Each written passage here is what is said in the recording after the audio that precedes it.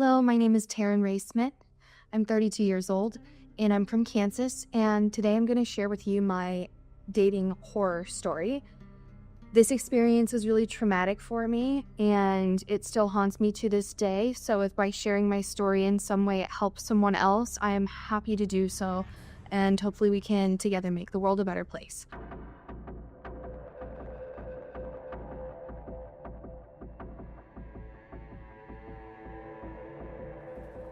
So I was dating, as one does, and I met someone who lived in the same town as me through social media, through Facebook, actually.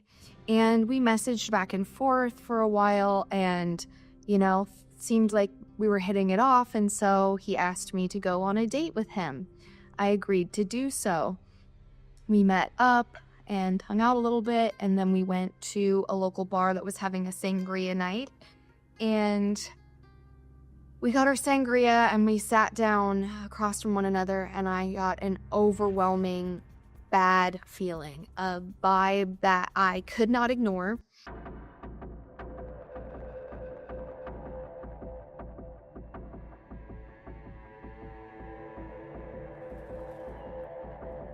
I messaged one of my girlfriends and I told her what I was experiencing. So she was also on Mass Street, and she was in a club that was down the street. So she said, ditch him, come find us here, and I met her on the street, actually. I ditched him and then went and found her on the street. And then we were like, let's go to the club, because then, if he is following, we'll be able to shake him. So we went to Tonic, is what it was called.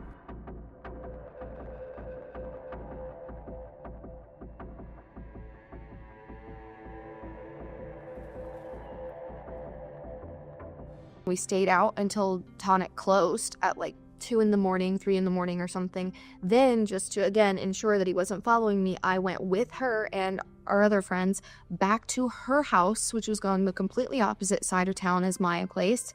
And I stayed there until about 9:30 in the morning the next day. I got back to my place, went inside and locked the door behind me, went and laid down on I went in my room, and I was in my room for a little bit on my phone. I laid my head down on my pillow at about 9:42 a.m. The moment that I laid my head onto my pillow, our back door, which is on the main floor, just straight back from my room, swung open.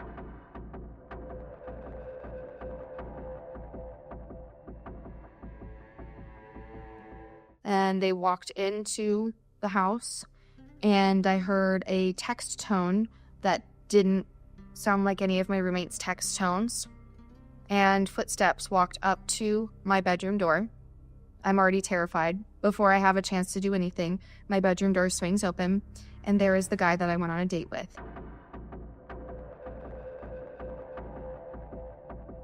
And he starts professing his love for me. He starts saying, Taryn, I love you, and we need to be together. We have to be together. And so I took the path of least resistance for survival, and I was like, you know what? I love you too. Just give me a minute to get dressed, gather my thoughts, and then I'll come out and we can talk about us.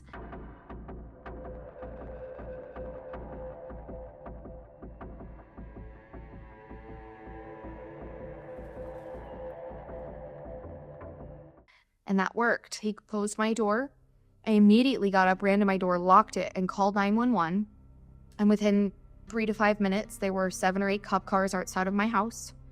And they came into my house, and they detained him and put him on the front porch.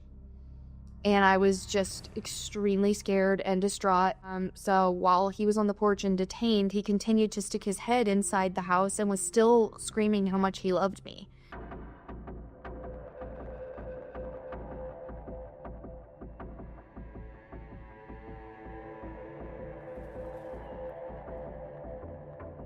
I think they were just trying to give me tough love, but I didn't appreciate that they were kind of victim blaming me. They were like, how did you meet this guy? Yep, that's why you don't meet people on the internet. And I'm just like, I get that, but also I'm traumatized. That's not the time. So anyways, that was also traumatizing on top of already being traumatized. And they informed me that he did have prior arrests, prior charges, and that he also had a 5-inch blade on him, a weapon.